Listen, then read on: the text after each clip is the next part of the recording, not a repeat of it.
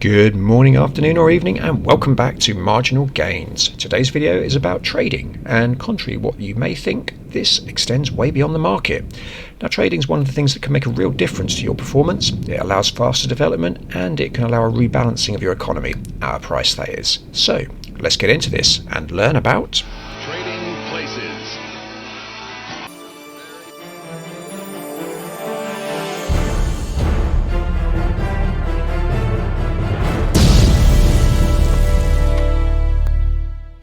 So let's start at the start with the building that's essential for the majority of the trading you'll do, and that is the market.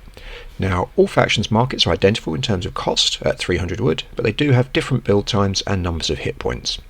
It's also a fundamental building to the game, so it's available to all factions. So, having established this, what about trading? How does this actually work? Well, the answer is in two ways, and now let's head into the game to see how the first of these operates. And welcome one and all to my in-game market example. Now, the first thing you're going to notice is that when you click the market, as I'm about to now, the actions menu at the bottom will be replaced by some pictures and they have numbers on.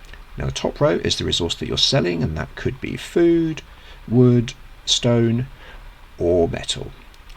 As you can also see, the bottom row is going to be what you're buying, and it's the price that you can buy the amount for. So these numbers have changed slightly because there has been a bit of trading going on already, as you can see in the top left, but fundamentally the starting point is 82. Now what you do to commence a trade is you would select what you want to sell and then select what you want to buy at the bottom. Now you can do this in groups of 100 as this one is currently set up, or you can do it in 500s by pressing shift. Now, if you want to trade 500 but you do it in 5 individual trades of 100, you may find that the price changes between each trade, so you can't guarantee you'll get the same price for 5 versions of 100 as you can for one version of 500. Now, the important thing here is that in this example so far, we've just been trading food away, which means that there's now more food in the market, so supply is high in relation to demand, which means the price has gone down.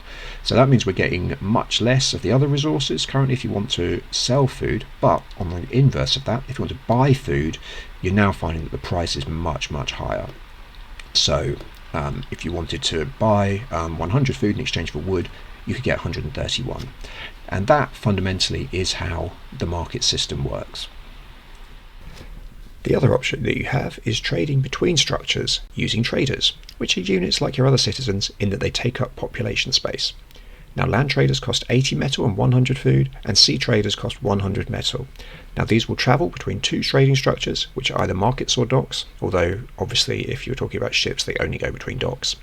And they will transport a set amount of the resource each time they reach that building. So, to find out more, let's head back into the game.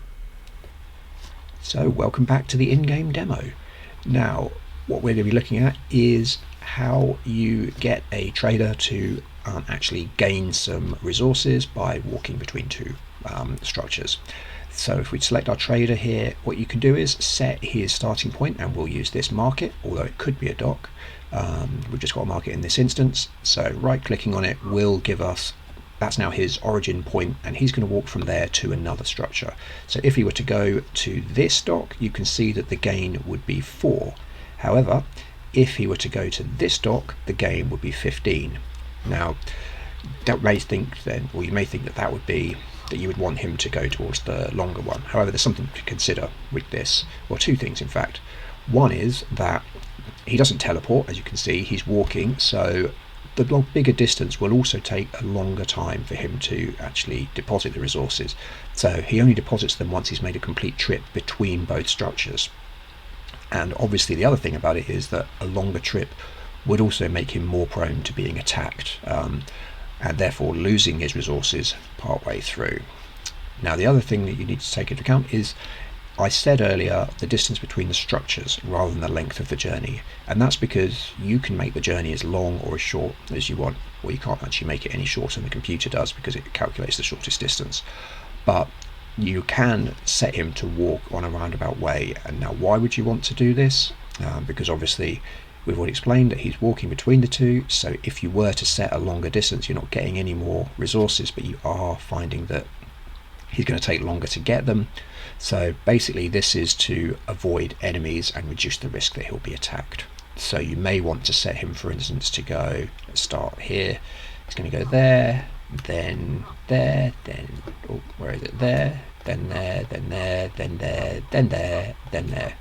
And you can see he's set off on his merry way around the his new route, but he's still only going to get 4 for that. So that's basically that. You're probably now wondering, how do I decide what he's going to be carrying? Well, you get to decide that by this little button up here, which brings up this menu, and now we'll head back out of the in-game demo and we'll talk about that a little bit more. Well, it's been quite a lot of jumping around today, hasn't it? So now we're back out of the game, so let's familiarise ourselves with the tool. Now, each trade that you make, so each journey, is essentially a random number generator, well, as far as I can tell anyway, and it decides which resource is going to be made in that journey based on the percentages that you've set in this tool, which default, as you can see, to 25% for each resource. However, this doesn't mean that a journey at this point is going to be 1/4 metal, 1/4 stone, 1/4 wood and 1/4 food. What it actually means is that the entire journey has a 25% chance of being all of one of those. So you can only carry one resource per journey. So that means that if you want to make sure that you get, for instance, stone, you can't do that if you've got it set to 50% metal, 50% stone, because half the journeys are going to be each. So you have to set it to 100% of whatever that resource is. So therefore, the most clear way to make sure you get what you want is to only use this on 100%. However, if you need a bit of both, then you're happy to sometimes have a little bit more of one resource than the other, then you can use the percentages to set the values that way. So, interesting stuff.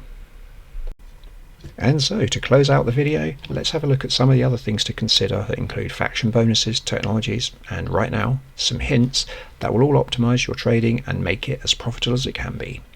So the first thing is, you want to get a market up as soon as you hit phase 2. Now, this will give you access to that price that we spoke of, which is 82 of a resource for 100 food or 100 wood. Now, chances are at this point you're going to have a lot of wood and food and very little of the other resources. So by buying metal and stone, you not only give yourself those at the best price, but you stop your opponents from doing that. So by flooding the market with food and wood, you can stop your opponents from getting a decent price for stone and metal later on in the game. Number 2 is that once you have a view of the map, and from that you're going to be clear which are the most valuable resources, i.e. those that are the least common, you should preset your trading percentages to reflect that reality. This means that you won't forget to do it later on or when you're in the middle of a big fight, which can be hugely inconvenient. Number 3 is don't try and use your traders unless it's absolutely necessary. Now, they're not the best source of resources, so if there's loads of metal on the map that you can be mining, then setting up a trade route should not be your priority. It should be mining that resource. At number 4, we have a concept of international trade, i.e. trade between allies in a team game, and this gets a bonus, so try and use this more than trade amongst yourself in a multiplayer online game.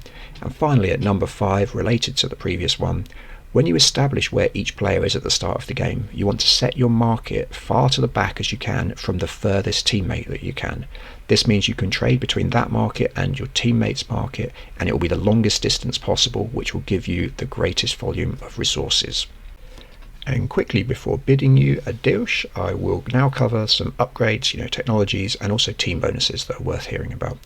Now, in terms of upgrades, there are standard upgrades available from the market, and these cover walk speed, armor for your trader, further bonus for international trade, and bonuses on all trade, including domestic, and these are definitely worth looking at. They've covered them on the screen now, so just have a look at them in more detail yourself.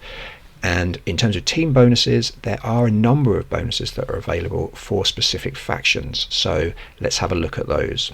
Now, the main one is for the Macedonians, who get 20% bonus on their selling prices at the market, and another one is for the Morians, who have a building, or a structure rather, called the Pillar of Ashoka, and that means that all your traders within 75 meters of it will walk 20% more quickly, so they're going to deliver those resources much more quickly.